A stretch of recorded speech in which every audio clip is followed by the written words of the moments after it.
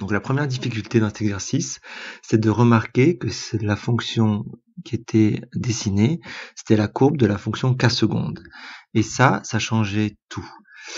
Souvenez-vous, lorsque vous preniez votre cours sur la convexité, que je vais copier sur le fichier, comme ça on l'aura sous les yeux, eh bien vous constatez que pour trouver la convexité de la fonction f, il faut s'intéresser au signe de la dérivée seconde. Donc ici, votre courbe, c'est la courbe de la fonction k seconde, et il faut regarder donc son signe. Donc on constate que sur 0,2, la fonction k seconde est négative, et sur 2 plus l'infini, a priori, elle est positive. Donc ici, on va essayer de traduire cela par la notion de concavité et convexité de la fonction k. Alors, écrivons déjà cela, ça va nous aider à choisir là ou les bonnes réponses. Alors, je vous propose d'écrire que d'après la lecture graphique, on a que k seconde de x est négative sur l'intervalle 0, 2. Et k seconde de x est positive sur 2 plus l'infini.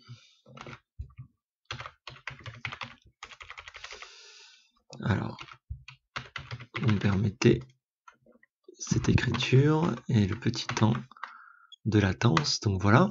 Alors, vous constatez que la fonction elle est croissante ici à partir de 2.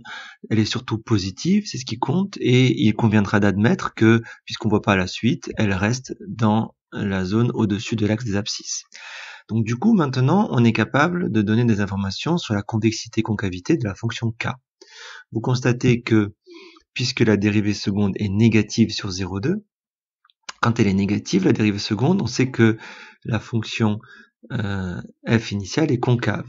Donc, on peut dire que ici, la fonction c'est k est concave sur l'intervalle 0, 2.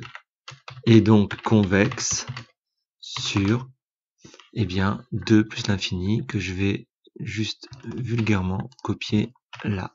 Et maintenant, il suffit de regarder les propositions que l'on a.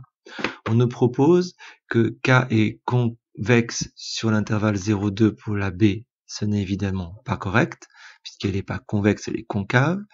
La d, on nous dit que k est concave sur 0 plus l'infini. Ce n'est pas vrai, puisqu'elle est d'abord concave, mais ensuite elle devient convexe à partir de x plus grand ou égal à 2.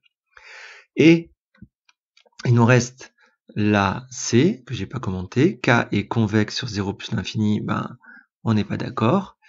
K est concave sur 0 plus l'infini, je crois que je suis en train de redire, on n'est toujours pas d'accord. Et la seule qui reste, c'est la A. Mais il y a un petit, on va dire, souci qu'on va régler rapidement, c'est que K est concave sur l'intervalle 1, 2. Or, nous avons dit que K était concave sur 0, 2. Est-ce que c'est grave? Eh bien, ce n'est pas grave. Car si on est concave sur 0,2, on est concave sur tout intervalle, inclus dans 0,2.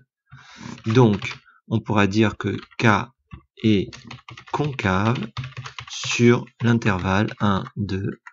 La bonne réponse est la réponse A. Voilà pour cette vidéo, pour cet exercice. À bientôt.